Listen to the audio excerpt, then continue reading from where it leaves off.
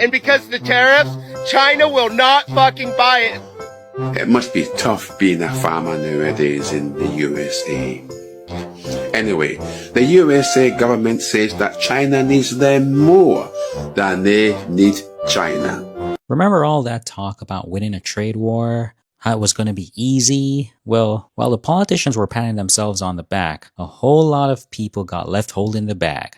And right now, that bag is full of about 4.3 billion bushels of unsold soybeans. Today, we're looking at real-world consequences of a trade policy that sounds tough in a speech but plays out completely differently on the ground. We've got some clips of American soybean farmers, the very people who were promised they'd be protected, who are now staring into a financial abyss.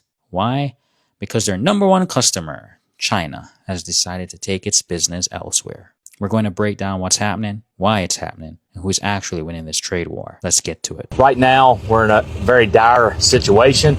September's upon us, harvest is starting in the deep south, and we have 0 bushels of soybeans on the books to be sold to China for this current crop that's about to come out of the field. This is what happens when a bunch of entitled, MAGA voting Americans stand on a box and push isolationist policy. Like tariffs. You guys said that all the other countries will be affected by these tariffs, but we as Americans are untouchable. Let's isolate America. We don't need any other countries. Let's put America first. Well, the soybean farmers who overwhelmingly voted for Donald Trump fucked around and found out that that just isn't the case for them. Most of their soybean crops are bought by China because America does not consume that many soybeans. They rely on China to buy the soybean crops. China earlier this year came out and said, ew, we don't want your soybean crops. You can sell them to someone else because we're going to go to Argentina to get ours. That's exactly what they did. And like you just heard the soybean farmer say, they have nothing on the books. They have nobody to buy their soybean crops and they are SOL for it. I don't know, maybe you should have put America first and grown corn. You should have switched to corn, I guess. You chose to grow soybeans, which just quite simply, I guess, is not putting America first. You should have chosen potatoes. If you wanted to go full isolationist and vote for a man who wanted to isolate us and, like, throw away our relationships with foreign nations, that's what you chose. And now no one wants to buy your crops. Crops that you grew knowing that they needed to be exported, yet voted for Trump anyways. Classic. My name is Mercedes Chandler. I don't feel bad for you guys. Give me a follow or you won't see my face again. Thank you. Goodbye. This is a slow-motion train wreck we all saw coming. For years, the American Soybean Association has been screaming from the rooftops that China buys more of their soybeans than all other foreign customers combined. We're talking about a market that swallows up 60% of all soybeans traded on the planet. What did Taco do? Slap China with tariffs and basically dared them to walk away. Well, they didn't just walk, they sprinted straight to Brazil. In 2024, China sourced 71% of its soybean imports from Brazil. In March of this year, Brazil shipped a record 15.7 million tons to China.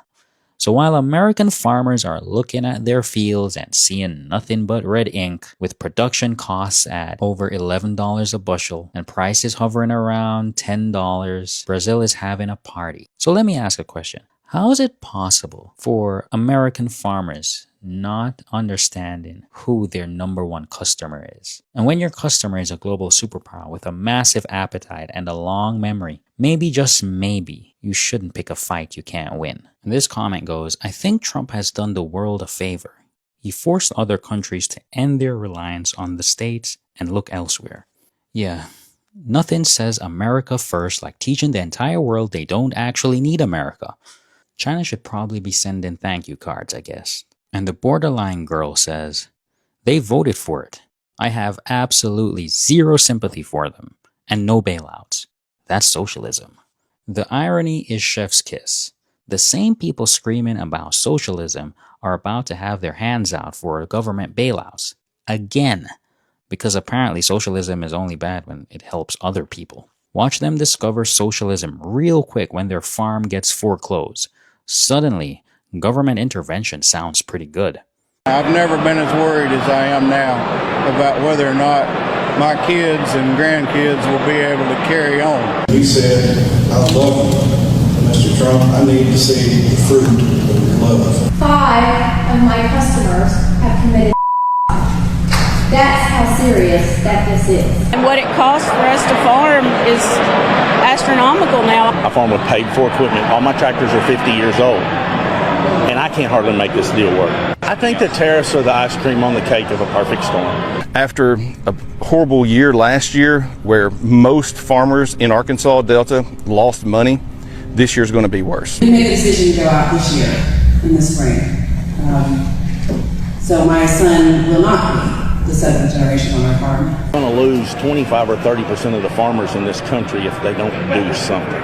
It has to be done, and it's not just here. It's everywhere. Let's look at the data. During the last trade war from 2018 to 2020, U.S. agriculture lost a staggering $26 billion. Soybeans alone accounted for nearly $20 billion of that loss. And a study from that time found a direct link between the trade war and a significant increase in farm bankruptcies. And when this farmer says he's worried about losing 25 to 30% of the farmers in the country, he's not exaggerating. He's describing a systemic collapse. And here's the kicker. While American farmers are going bankrupt, China is executing a long-term strategy for absolute self-sufficiency in food. They passed a whole food security law this year. They are not just reacting. They are building a future where they don't need American farms at all. So when we talk about who's winning, it's not just about who's selling more soybeans today. It's about who is building a more secure future for themselves. Now let's check out some comments. Ken Harris says, thoughts and tariffs. Yeah, Ken gets it. Thoughts, prayers, and tariffs. The holy trinity of doing absolutely nothing useful. And this comment goes, where are all the red hats? Is America great now? Maggots are, probably busy explaining to their kids why the family farm that's been around for 7 generations is now owned by BlackRock. But hey, at least they own the libs, right? Oh, that sucks. Anyways, it sucks if only a whole country and economists told them exactly what would happen. Yeah, right?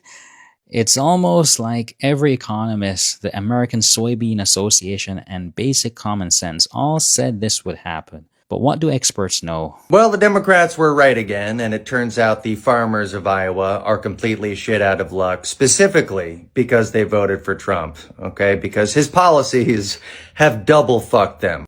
Now, who was their number one customer? Well, it used to be China. And up until recently, they were buying 60% of our soybean exports out of America. But Daddy Trump came in and jacked up these tariffs, started a trade war with China, and now these soybean farmers have lost their number one customer. So now these soy boys are sitting on a Scrooge McDuck level of soybeans with absolutely nobody to sell them to. And that is why they are begging Daddy Trump for a bailout and for him to cut the shit with China so we can get rid of these tariffs. It's amazing. Trump supporters put him in office hoping that he would just ruin the lives of all the people who they hated. But they didn't realize that Trump isn't on their team. He's on Team Billionaire, not on Team Farmer or Team Trucker or Team Everyday American. He only cares about rich people. Who's actually benefiting from this chaos? While farmers are going under, who's buying up their land? It's not other farmers. It's hedge funds, big agribusiness corporations, and the ultra-wealthy. They're turning food, a basic human necessity, into just another asset class to be traded and speculated on. You may say it's just capitalism doing what it does best, consolidating wealth and power. But, let's be real. While American farmers lost billions, corporations were reporting record profits. The pain is not being shared equally. Labor gets squeezed while capital finds a way to profit from the disruption. The U.S. trade balance with China in June 2025 was a negative $9.51 billion. America's buying more from China than China is buying from the U.S. So who's really paying for these tariffs? It's not China. It's American consumers and American workers. Now, a lot of people like to frame it as left versus right. But it's really about the 1% versus the 99%. And in that fight, the farmers, the truckers, and the everyday Americans are all on the same side, whether they realize it or not. John S. says, dude, I live in Nebraska. He bankrupted all the farmers here the last time he was president, and they voted for him again. They knowingly voted against their own interests twice. These people are allergic to critical thought. Yeah, Nebraska knows. You lived through this exact movie in 2018 and still bought tickets for the sequel. At some point, fool me twice becomes fool me because I want to be fooled. Today, you probably seen all the videos about cloning American farmers, right? You know, China cut off soybeans again. You know, serves you right. Yeah, I get it. They back to Trump. They got burned. They're going to burn before, and they're still with him on the second term. It's very easy to say that's what you get. Here's the truth. Mocking them is just going to help the people on top. Farmers are going bankrupt. And who is buying up their land? The capitalists, hedge fund, billionaires, big agribusinesses. They are turning food into another assets. Think about that. Food is basic resource, and we are letting those ruling class taking control of it and taking advantage of this situation. At Trump's first term, last trade war, farmers lost billions. Some even lost their lives. Meanwhile, corporations raking in record profit. Capital did not suffer. Labor did. And it's happening again. We have to understand that farmers are not the enemy. They are trapped in debt, trapped in subsidies, trapped in media bubble. Just like all the warehouse workers, factory workers, you laugh at them, you push them further away. And the elites loves that. My opinion, this is actually, right now is actually the best chance to talk to them, to explain the bigger picture, the class divide, the way capital plays all of us, to show the workers, farmers, students, we are all in the same fight. If we are divided, it's powerless, but united, it's dangerous. That's why they keep us mocking each other instead of linking up. So don't waste this moment. Use it and build unity. I have a full article on Substack, link in bio, and with more context and breakdown. Share this around and follow for more. Thanks, guys. Take care. This is the most important point of all. It's easy to laugh at the farmers who voted for the guy who then tanked their biggest market. I know, it's the classic leopards ate my face scenario. But who does that serve? Like the speaker said, mocking them just pushes them further into their bubble and plays right into the hands of the people at the top. The real enemy isn't the farmer who made a bad political bet. The real enemy is a system that allows a handful of billionaires to profit from the misery of working people. A system that turns a trade war into a land grab. This, as I said before, is a class issue. And this comment says, if I thought there was a chance they would change, I might agree with you. They have not changed. They're just hurt and surprised, but they ain't changed. All they are saying is, don't hurt me, Trump. You know, they're not saying we were wrong. The lesson isn't learned, it's just inconvenient right now. I guess you can say they're not asking for different policies. They're asking for different consequences, which is a big difference. So what's the takeaway here? It's simple. The USA needs China, not the other way around. I mean, you can talk all you want about being tough and putting America first, but at the end of the day, America is deeply, fundamentally entangled in a global economy. And in that economy, China is a superpower. This is about reality, and the reality is that a trade war with your biggest customer is a stupid, self-destructive act. The farmers are just the canaries in the coal mine. Their pain should be a warning to all Americans. What do you think? Are the tariffs worth it?